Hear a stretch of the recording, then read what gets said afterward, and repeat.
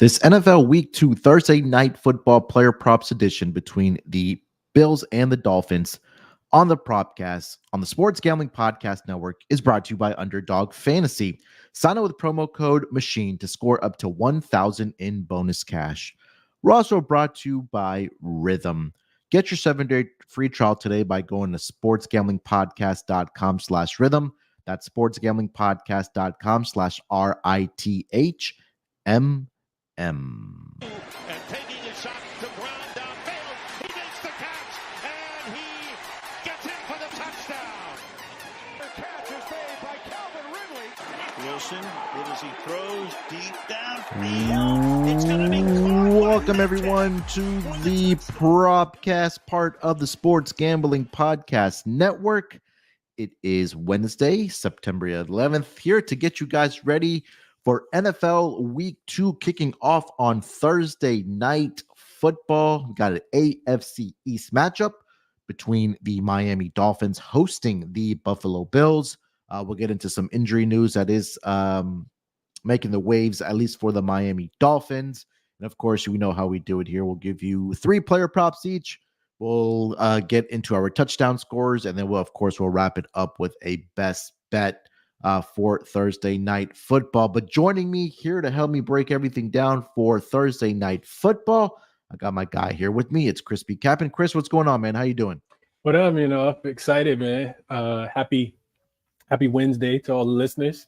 One more sleep, and then we get some more football. Feels like it's been forever since we've had football because we got so much in a row, But excited to be on the podcast, man, as always, and excited to get into this Buffalo-Miami game as well. You mentioned divisional game early in the season. We got a short spread, so it should be a competitive game, at least is what the books are thinking. Excited as always to break into them, see if we can find some player props that get us to the window. Yeah, back-to-back Thursdays with really good matchups here. I know we started week 1 with the Ravens and the Chiefs, and then we have, obviously, like we mentioned, the AFC matchup here between the Dolphins and the Bills. And we can recap what we did on Sunday with our player props here, and I'll start by saying this. We're going to be transparent as we always are here on the Propcast, right? And look, we'll be honest that when we have our good days, we'll tout ourselves a little bit, pat ourselves on the back, but we'll also call ourselves out a little bit when we have a bad Sunday. And Sunday didn't turn out well for myself. I think I only hit. I want to say I went 2-2, or I think 1-3. I think 1-3 is the official number. I think Malik Neighbors is the one that we did agree on that went up and over his longest reception, but. The handicap I felt like on Dak Prescott that I gave was pretty accurate.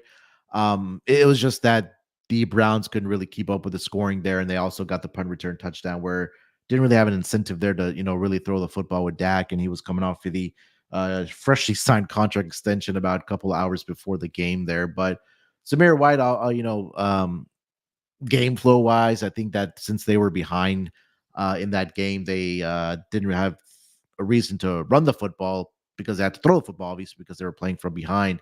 And I think I wouldn't say if I mentioned Adam Thielen on the pod or not, but I think that one did also get to the window for me on very last minute. We also talked about Bryce Young as well, some honorable mentions there as well. But yeah, I mean, it's, we were talking offline here, Chris, a little bit, and it's really, when we talk about like weeks 1 to 3, honestly, it's that we're really honestly gathering data points, right? Because we don't know what some of these our offenses with new head coaches, what the target distribution is going to be. I know we'll talk about that, especially on this episode here with the Bills and the Dolphins there. But, we lick our wounds, we learn, and then, we try to correct those mistakes and we move forward and try to find more winners going forward, whether it's here for Thursday Night Football or rolling into Sunday here, Chris.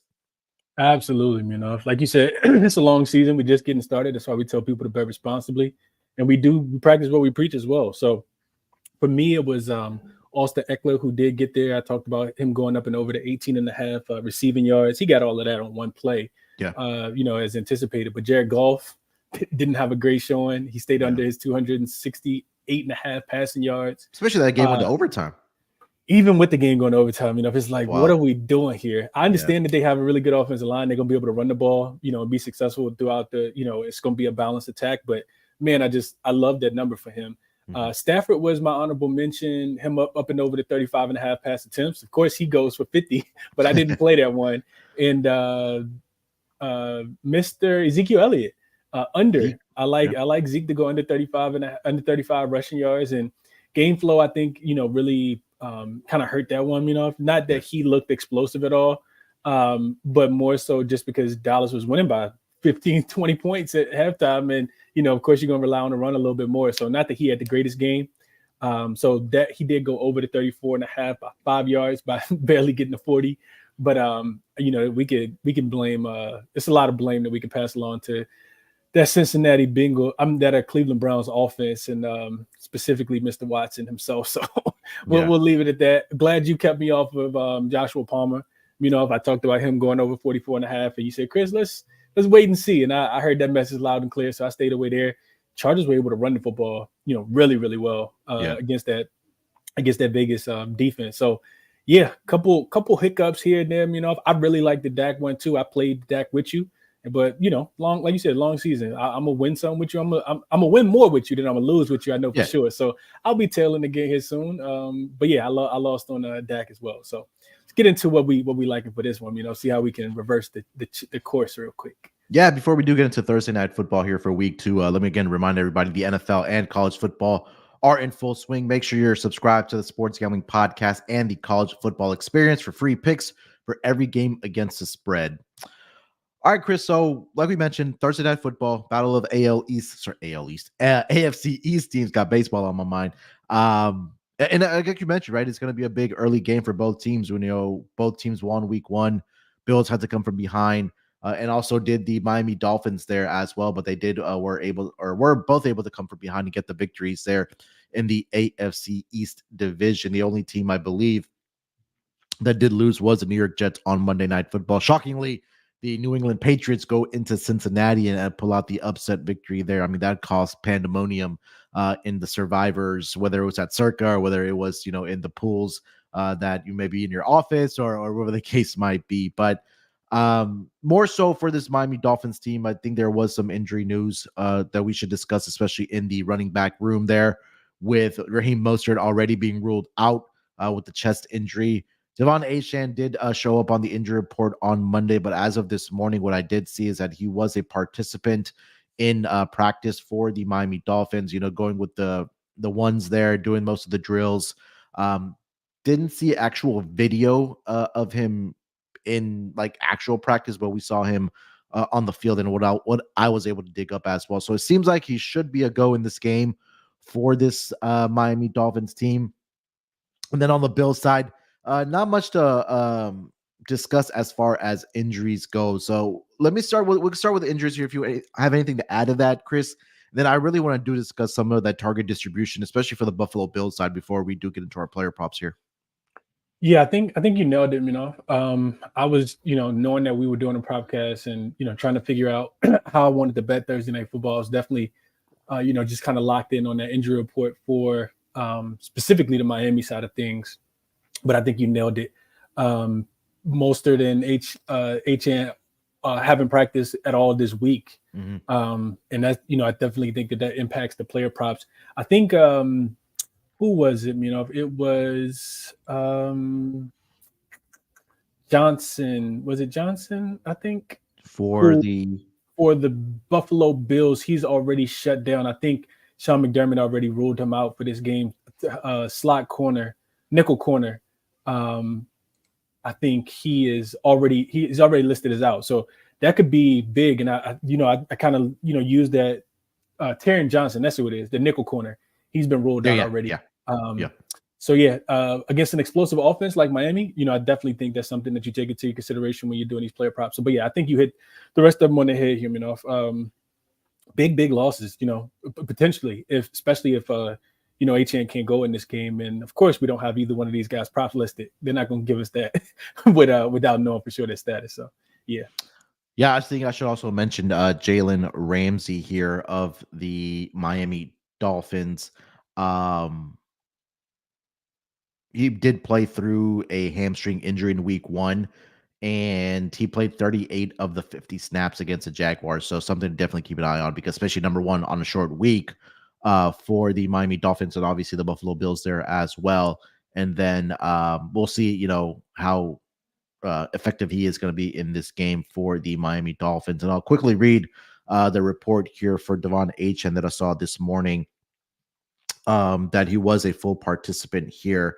Let me just, I know I shared it in a group here. So this was from Cameron Wolf of the NFL Network, and he said that Devon Achane practiced day in what appeared to be a lighter walkthrough session.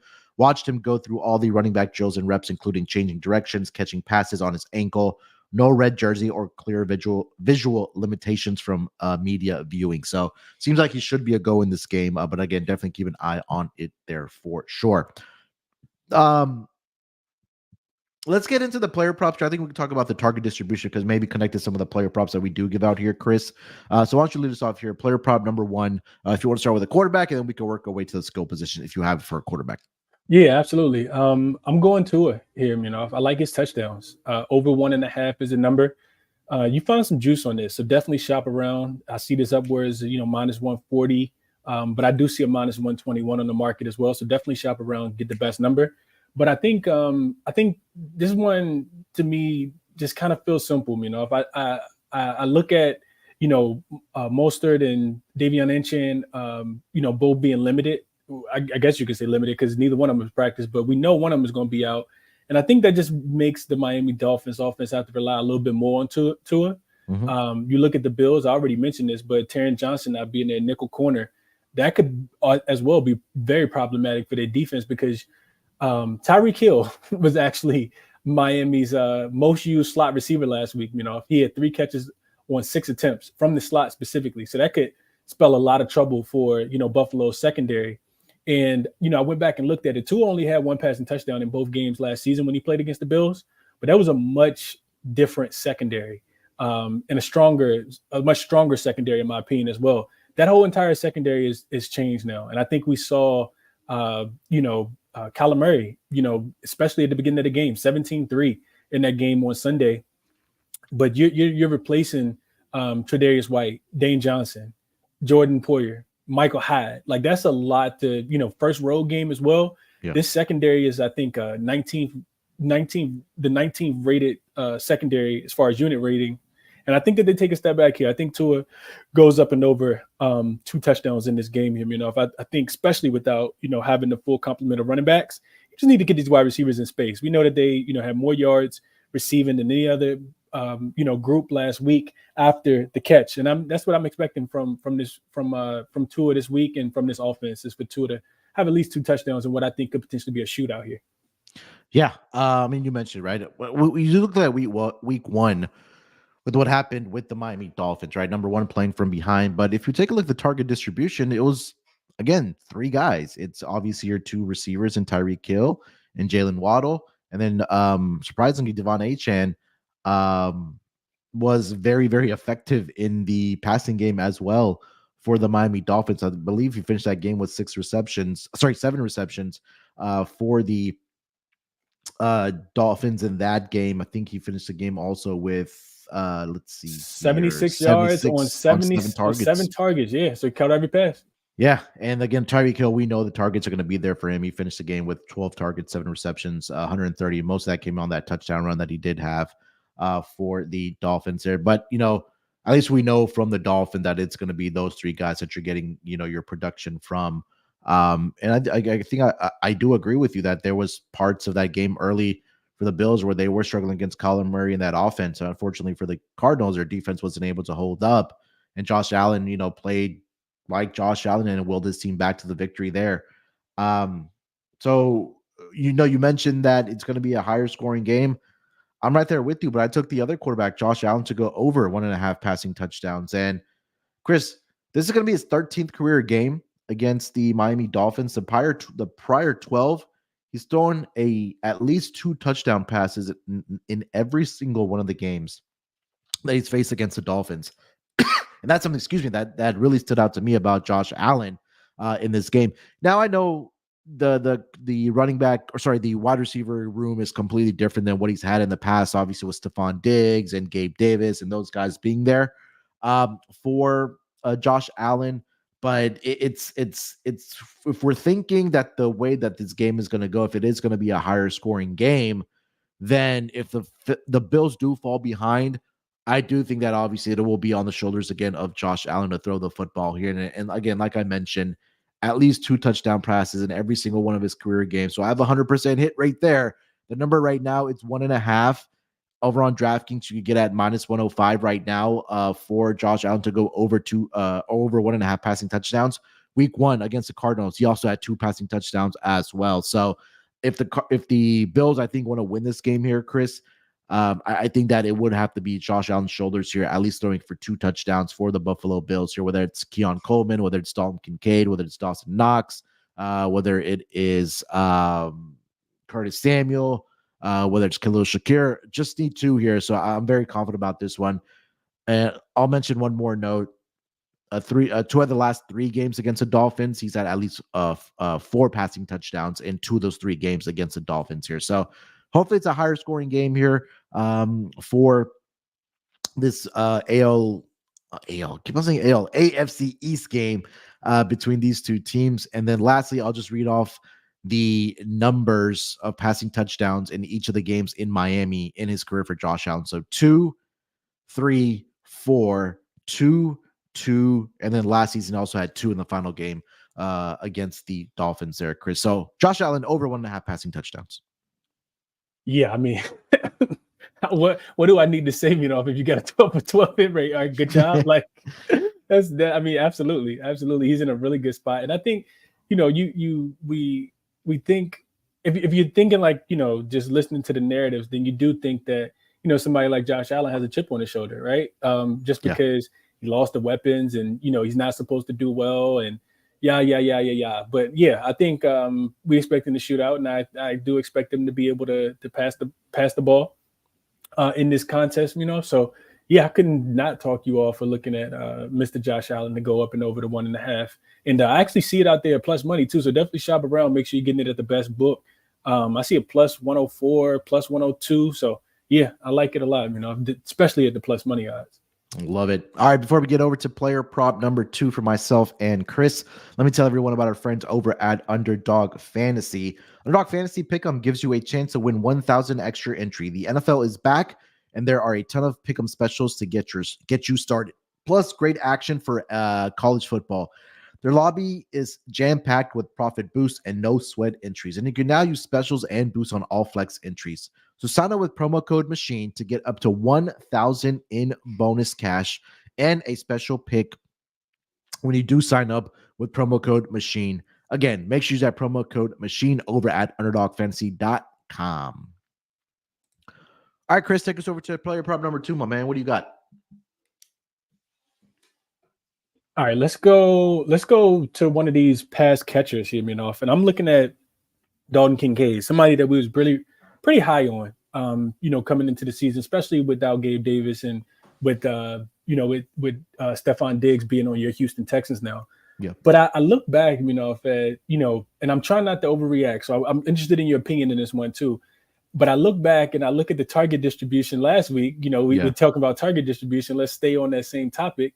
And I look back and I see, Josh Allen spreaded that ball around a lot. If he only had 23 pass attempts last week, we expected it to be a higher scoring game this week, but they ran the ball 33 times last week.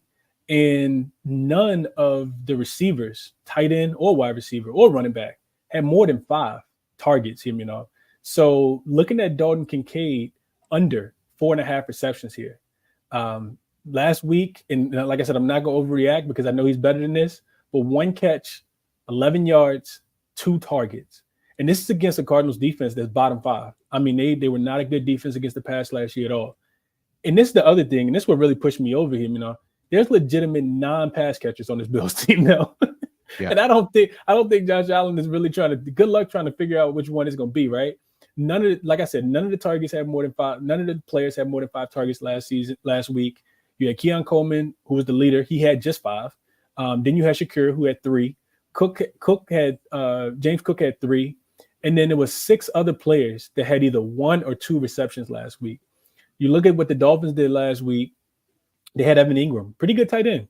They allowed 1 catch for 5 yards. Super small sample size, of course, right? But they did a good job of taking away the tight end. I look back at Kincaid in his just his game log and his history against the Miami Dolphins. Of course, he played them twice last year in his first season. and he did have 7 catches in the last game, and he had 4 catches in the other one. But of course, that was when he wasn't the clear, you could call him the number one option. So I think even if he bounces back here, I think it'll be 4 catches. I think it'll be 3 catches, but I don't think he catches 5 passes here, especially with the way Sean McDermott is kind of leaning into that running game. Like I mentioned, they ran the ball 33 times last week for 130 yards and just so many other options. I think Shakir was probably the best receiver on the field for them, but even the rookie Keon Coleman had a really good week 1 as well. So just so many mouths to feed. I'll go under here on Mr. Kincaid, under 4.5 at -120, under 4.5 receptions. It feels like that maybe both Sean McDermott and Josh Allen are trying to feel out like who's going to be the guy that's going to get the majority of the, or not majority of the targets, or is going to get targets from Josh Allen. And it may not be maybe 1 or 2 guys. We may just see the same theme throughout the season for these receivers and tight ends, right? Because for a team that only threw the ball 23 times last week, because they were trailing for most of that game, and like you mentioned, they were relying on that running game. I don't remember the last time where I saw the Bills maybe, and again, I'm just speaking because I'm not as Bills fan and I don't dive into the stats as much as maybe, Bills fans do, but maybe we could count on one hand where we saw games where the Bills ran the football more than they threw the football more, right? Because like you mentioned, Josh Allen last week, and again, small sample, 23 pass attempts, and they ran the ball 33 times last week, right? 19 of those attempts came from James Cook.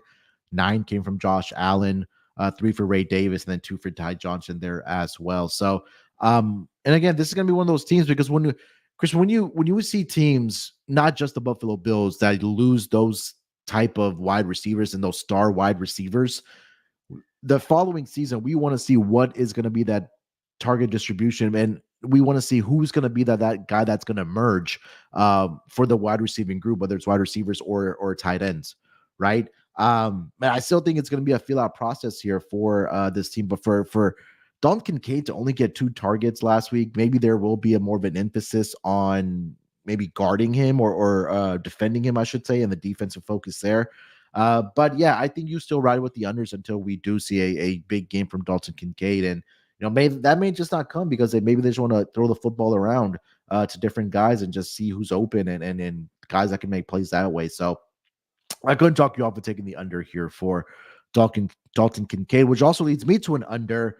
Is I took Curtis Samuel under on his yardage here, 17.5, and pretty much for the same reasons we just talked about for Dalton Kincaid. So I'm not going to regurgitate everything. Is that the target distribution? It's going to be all over the place, at least for the first 2, 3, 4 weeks until we find out who's going to emerge as that guy for the Buffalo Bills there. So last week, he did have 2 receptions, finished with 15 yards. But again, you take a look at the wide receivers that did get targets: Keon Coleman, Khalil Shakir, Mac Hollins, MVS. And then we just talked about the 2 tight ends in Dawson Knox and also Dalton Kincaid. James Cook, also 3 receptions on 3 targets last week. So we know he's going to be coming out of the backfield and getting targets from Josh Allen there. So this one is a little too low for my liking there, but I do think that just based on pure target distribution, I don't think that he gets over this number here. So I do take the under 17.5 for Curtis Samuel here, Chris. Yeah, we don't have to talk about this one much, granted, he can get it in 1 catch, but he can also go out there and potentially not even see a target, like you said, they had 1,000 players catch a bit of football last week. And like I said, I just think that's what McDermott wants to do. I think, you get rid of a guy like Stephon Diggs because he demands the football and he becomes such a distraction, right? So that you can do just this and that's share the wealth, right? So I couldn't talk you off. Curtis Samuel may not even get a catch this week, and that's what I'll be hoping for you anyway. And if he does, then definitely stay under that. I think you said 17.5 receiving yards. Yeah, I like it. All right, let's get over to player prop number 3. Chris, what do you got? I like James Cook. I know we talked about, them being able to run the football and, having some success. And I kind of think that we see that again. I think his rush attempts, I know his rush attempts at 14.5. And that's what I want to go up and over on. I want your opinion on this one, though. I haven't locked it in yet. Just going back to last week, and you mentioned it, maybe it's a bit of an outlier, but, they ran the football 33 times last week. And you mentioned, only passing it 23. You typically don't see that as much. But like I said, he had 19 carries himself last week. And I think there's potential for us to see a little bit more of the same, right? You want to control the clock, keep Tua in that the fastest offense in the NFL on the sideline. The Bills, well, I mentioned this, they ran the ball 33 times last week. And they also just use that 2 tight end set. We talk about this a lot, right? We've been talking about it as we've been kind of previewing the team. They have those big 2 tight ends out there to really be able to disguise what it is that they want to do, right?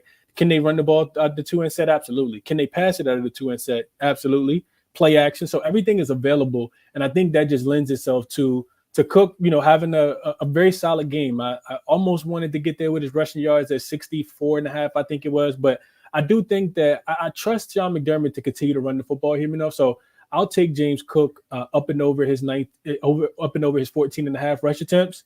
Just because the distribution of rush attempts was not as close to the wide receiver. And you only had 5 attempts for both Ty Johnson and Ray Davis. So I'll go James Cook up and over his 14.5 attempts here, Yeah, it's what you mentioned, right? Well, we know that the backfield for the Buffalo Bills, it's going to be James Cook. And 19 attempts last week, he accounted for 19 of the 24 from running backs. We know Josh Allen will get, he'll make his attempts to run the football there as well. He also had 2 rushing touchdowns, did Josh Allen last week. But when it comes to the running back room, it's going to be James Cook that's going to be getting the majority of the snaps there. And I want to go back and see what the percentage of snaps was for James Cook last week in the backfield in particular.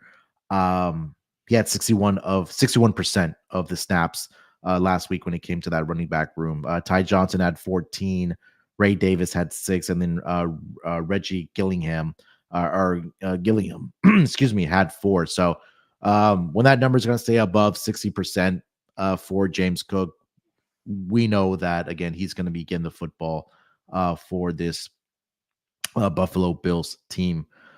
All right, for my last player prop, I know we haven't talked a lot about Dolphins player props here. I feel like we're all over the Bills here, but I'm gonna go with Jalen Waddle in this game. I like either his receptions to go over or his yardage to go over. I was leaning more towards the receptions in this game. It's at 4.5. It is a little bit juiced at minus 130, minus 135 of what I'm seeing out there, Chris. But we talked about it since Tua's taken over and when they brought together Tyreek Hill and Jalen Waddle on this team. We know that those 2 guys are going to get the targets. There's no question about it. Last week, I know he just got this number by the hook where he only got 5 targets. But I think this is going to be a game where, again, we know Tyreek Hill, 12 targets last week, 7 receptions, 130 yards in the touch.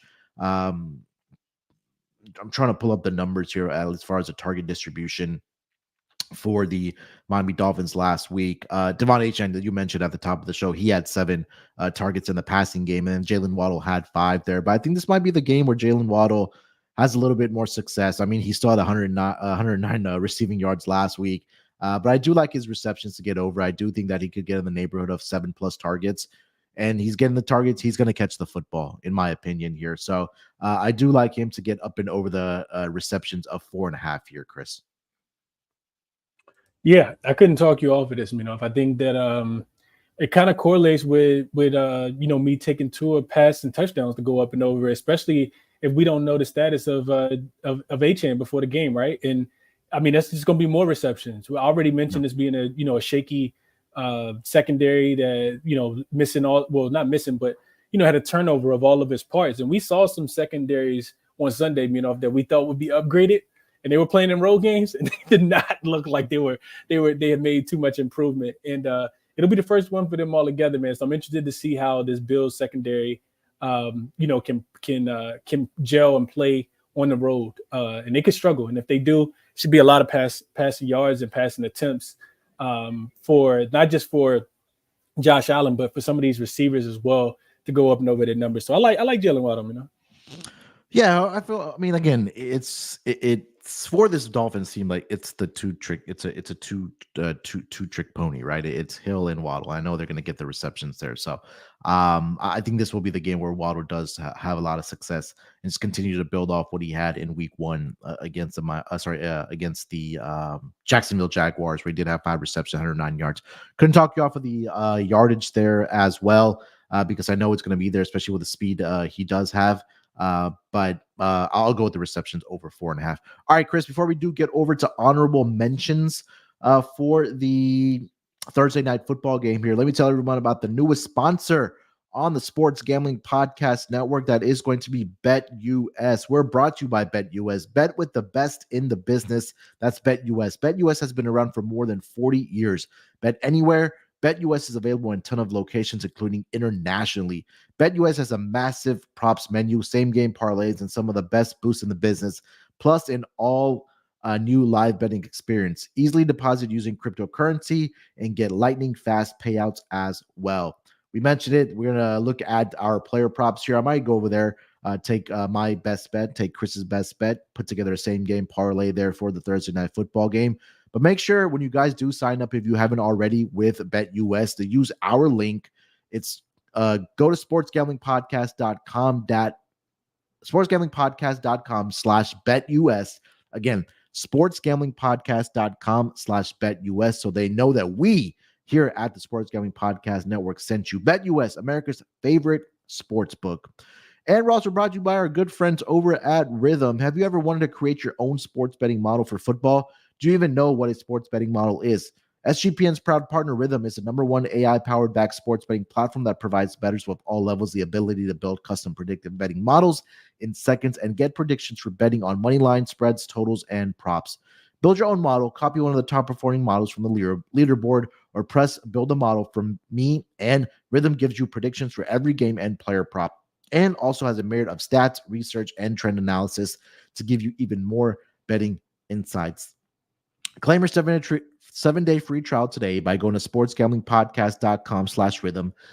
That's sportsgamblingpodcast.com/RITHMM. All right, Chris, let's get into some honorable mentions here, man. Anything that you were looking at in this game that you couldn't quite pull the plug on? Not much, I'll leave honorable mentions to you. I do want to throw out one to you, though. And I think a lot of it for me really comes down to not knowing the status of the running backs. Like, we know that Mostert is not going to play, right? So is that like an increased workload for HN, or do we not get HN either, right? Like, and if we do get him, is he limited, right? So I think, that definitely, kind of, for me, it makes it difficult because I don't know what that unknown is. But I think, talking about Tua, his passing yards to go over, is a tad bit interesting. I know it's something that he typically goes under, against when he plays against his Buffalo team, but they're trying to get the ball out quick. They also just don't have the same, not to keep harping on the same point, but that secondary is a lot different, for Buffalo in this game, short week, Miami not having to travel and Buffalo having to travel, I think also take into consideration. When I was looking deeper, if Tua actually had 240 yards after the catch last week.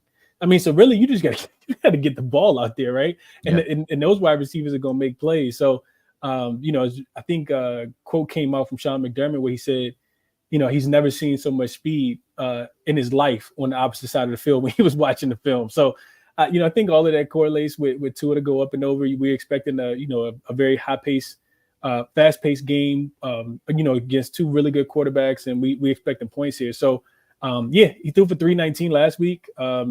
Miami ran the ball 25 times for just 81 yards on 3.2 yards per carry, and that could be a number that is reduced here. The attempts at 25 could be reduced. So I think all of that could lead to going up and over at 265 and 264.5. But I like the touchdown more, so I went with touchdown. But that's probably my most favorite bet that I don't have on the card yet. What about yourself?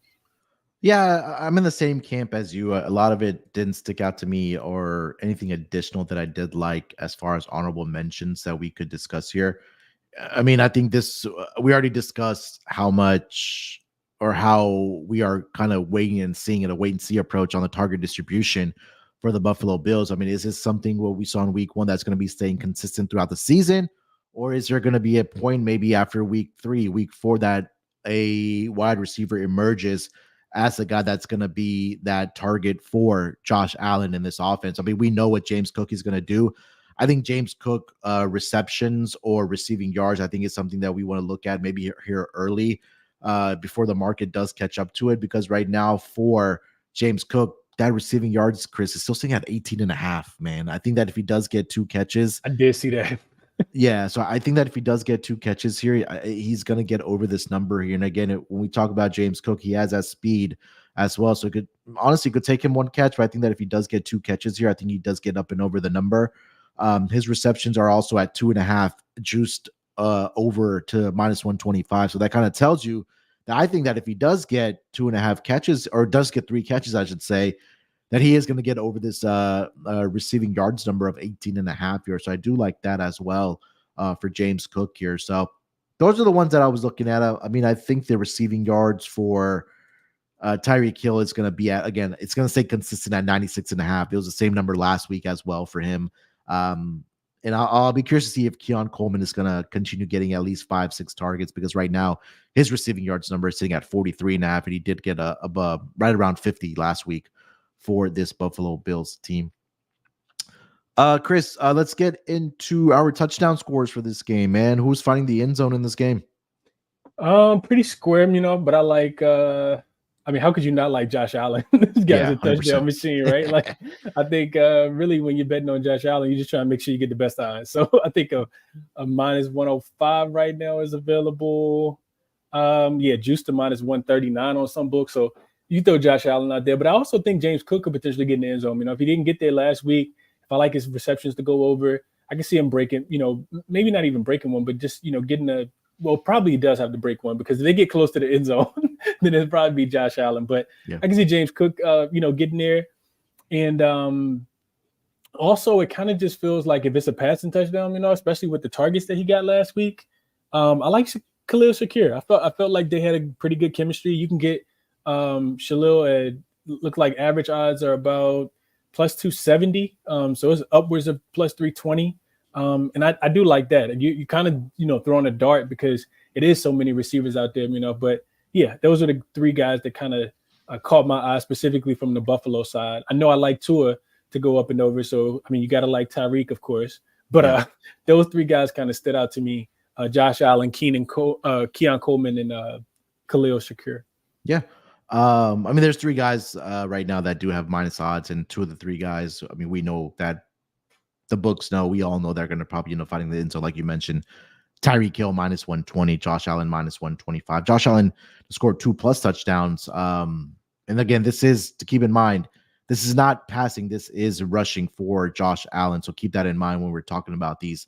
It's at 5-1.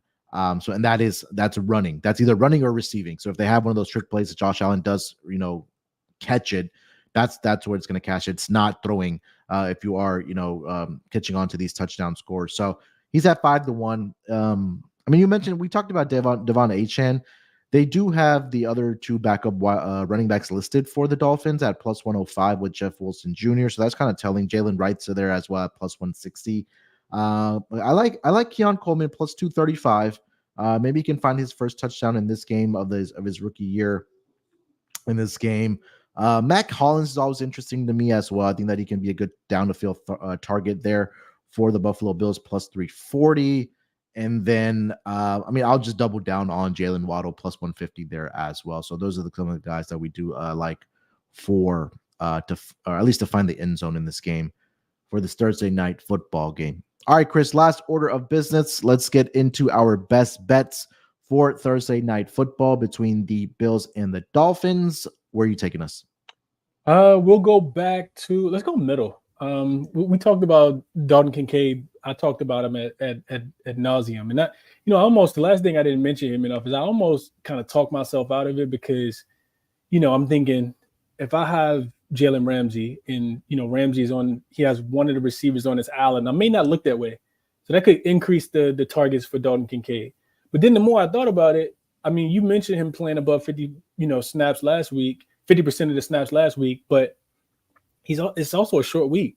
So I think if there is a week that you want to target, somebody like Jalen Ramsey, not that you want to all the time, and you want to get the ball to, some of those, speedy wide receivers, it'll be this week. So that also goes into the handicap of taking Dalton Kincaid under these five receptions this week. Like I mentioned last week, just one. They only had one player who had more than 5 targets. So, Yeah. Like I said, I trust Sean McDermott to lean into that run game, give it to James Cook 33 times last week for the running backs and the quarterback for 130 yards. So we'll go Dalton Kincaid under his 4.5 receptions here, minus 120 best odds. Yeah, I couldn't talk you off. Again, it's we talked about it, right? We're trying to figure out the target distribution for this Bills team, and I think that we'll find out maybe the next 2, 3, 4 weeks about what that's going to look like. It may just say consistent with what we saw in week 1. So I couldn't talk you off the under right now. Are you taking under? I'll take the over on the receptions. I feel like that Josh Allen one is too easy because that 12 for 12 for his passing touchdown. So the one time I may make it my best bet that he only gets 1 passing touchdown. But I'm gonna go with Jalen Waddle over 4.5 receptions in this game. Again, it's what we talked about with Tyreek Hill. We know he's going to get the reception or the targets. Same thing with Jalen Waddle, but I think that he may have the advantage in this game. And you mentioned at the top of the show, right? A lot of turnover in that secondary for the Buffalo Bills, right? Losing key guys there. Tyrion Johnson also going to be out for this team as well, so they're a little bit thin there. So I think that the speed is really going to be on display here for Jalen Waddle here. So couldn't talk you off of if you want to take the over on his yardage there as well. That number's at 63.5. But I'll give you his receptions over 4.5 as my best bet for the Thursday night football game between the AFC division foes, Bills and Dolphins. All right, that is going to do it here for this edition of the Propcast. Thursday night football, NFL Week 2 should be a good one here. Chris, anything else you want to mention before we do go our separate ways? Nah, man, enjoy the games, bet responsibly, and definitely, leave us a review if you guys can. 5-star, 5 stars, what we always ask. And I'm excited to be back on Friday to get into the week Sunday and the week-long player props, Yep, 100%. We'll be back on Friday at the usual time. So it's a great reminder here. If you haven't already subscribed to the Propcast on YouTube, go ahead and do so. You can join us live there and look at our faces. If not, we also obviously have the audio format, whether it's on Apple Podcasts, whether it's on Spotify, or wherever you do get your audio version of the episodes here. So definitely, like Chris mentioned, if you haven't already left us a rating and review, please go ahead and do so. We really, really do appreciate it if you could do that for us. All right, we'll be back on Friday for the Sunday game, so look out for us then. Till then, good luck with your bets. Let's break these books off, and always remember to let it ride.